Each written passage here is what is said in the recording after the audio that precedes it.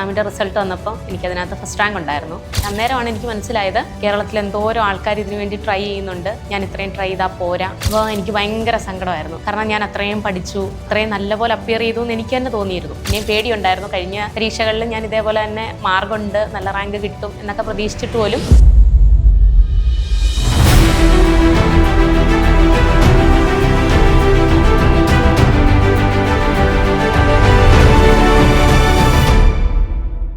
ഞാൻ രേവതി കേരള PSC നടത്തിയ town and country planning എക്സാമിൽ ഫസ്റ്റ് റാങ്ക് നേടിയിട്ടുണ്ടായിരുന്നു. Sree Buddha college of engineering Pattoor, അവിടെ നിന്നാണ് സിവിൽ എഞ്ചിനീയറിംഗിൽ ഡിഗ്രി എടുക്കുന്നത്. അതിനുശേഷം അവിടെ തന്നെ സ്ട്രക്ചറിൽ MTech എടുത്തിട്ടുണ്ട്. ഞാൻ സിവിലിയൻസിൻ്റെ റെക്കോർഡഡ് ക്ലാസ് ആയിരുന്നു ചൂസ് ചെയ്തിരുന്നത്. പഠിച്ചുകൊണ്ടിരുന്ന ആ ടൈമിൽ ഞാൻ പ്രഗ്നൻ്റ് ആയിരുന്നു. അതിൻ്റെ പേരിലാണ് റെക്കോർഡഡ് ചൂസ് ചെയ്യാനുണ്ടായ റീസൺ. ലൈവ് ക്ലാസ്സിന് വന്ന് പഠിക്കണം എന്നൊക്കെ ഉണ്ടായിരുന്നു. പക്ഷേ പ്രഗ്നൻസി ആയതുകൊണ്ട് യാത്ര പറ്റാത്തത് കൊണ്ടാണ് ഓൺലൈൻ ചൂസ് ചെയ്തത്. വീട്ടിൽ നിന്നുള്ള സപ്പോർട്ട് നല്ലപോലെ ഉണ്ടായിരുന്നു. മോള് ജനിച്ചു കഴിഞ്ഞിട്ടും ക്ലാസ് കണ്ടിന്യൂ ചെയ്യുന്നുണ്ടായിരുന്നു. വീട്ടിൽ നിന്നും നല്ല സപ്പോർട്ട്, ഹസ്ബൻഡിൻ്റെ ഭാഗത്തു നിന്നായാലും വീട്ടുകാരുടെ ഭാഗത്തു നിന്നായാലും നല്ല സപ്പോർട്ടൊക്കെ കിട്ടിയിട്ടുണ്ടായിരുന്നു. അതിൻ്റെ പ്രശ്നങ്ങളൊന്നും നേരിടേണ്ടി വന്നിട്ടില്ല. പിന്നെ ഞാൻ നല്ലപോലെ പഠിക്കുമായിരുന്നു. എനിക്ക് മോള് ജനിച്ചു കഴിഞ്ഞൊരു 15 ദിവസം കഴിഞ്ഞൊരു എക്സാം ഉണ്ടായിരുന്നു. അത് ഒരു ഓവർസിയർ ഗ്രേഡ് 1 എക്സാം ആയിരുന്നു.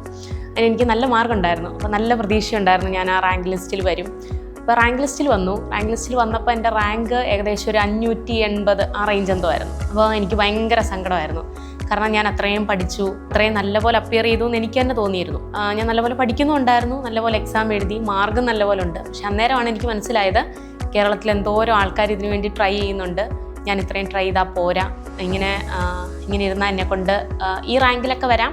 പക്ഷേ ജോലി കിട്ടുക എന്ന് പറയുമ്പം നമ്മൾ ഒരു ടോപ്പ് റാങ്കിൽ എത്തിയാലേ നമുക്ക് ജോലി എന്ന് പറയുന്നൊരു സ്വപ്നം കാണാൻ പറ്റത്തുള്ളൂ. അപ്പോൾ പിന്നെ കുറച്ചുകൂടെ നല്ലപോലെ ക്ലാസ്സൊക്കെ അറ്റൻഡ് ചെയ്യാൻ തുടങ്ങി, മുടങ്ങാതെ നോട്ടൊക്കെ എഴുതാൻ തുടങ്ങി. സിവിലിയൻസിൻ്റെ ഒരുപാട് ടെക്സ്റ്റ് ഇവിടുന്ന് തന്നെ നമ്മൾ പർച്ചേസ് ചെയ്യുമായിരുന്നു. കുറേയൊക്കെ ക്വസ്റ്റ്യൻ ബാങ്കുകൾ, പ്രീവിയസ് ഇയർ ക്വസ്റ്റ്യൻ്റെ കുറേ ടെക്സ്റ്റുകൾ, അതെല്ലാം നമ്മളെ ഒരുപാട് ഹെൽപ്പ് ചെയ്തിട്ടുണ്ട്. സിവിലിയൻസിൻ്റെ PYQ, MCQ, അതേപോലെ തന്നെ ക്വിക്ക് റെഫറൻസ്, അങ്ങനത്തെ ടെക്സ്റ്റുകളൊക്കെ ഞാൻ വാങ്ങിയിരുന്നു. അതൊക്കെ എന്നെ ഒരുപാട് ഹെൽപ്പ് ചെയ്തിട്ടുണ്ട്.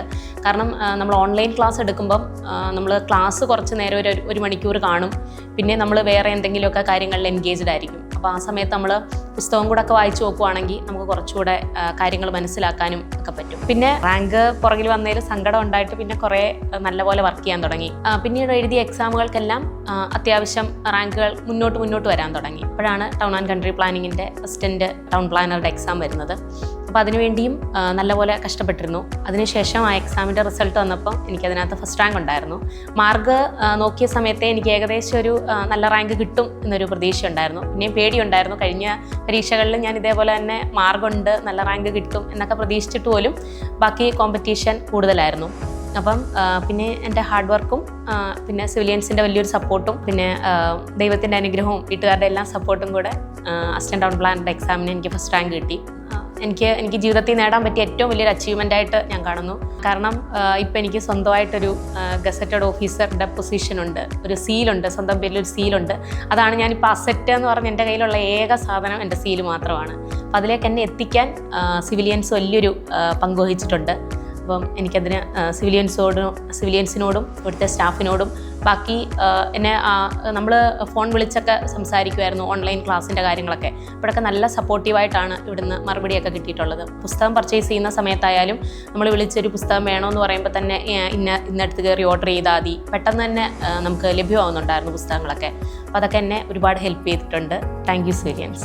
സിവിൽ എഞ്ചിനീയറിംഗ് മത്സര പരീക്ഷകൾക്ക് ഏറ്റവും മികച്ച coaching civilians. Learn from the best.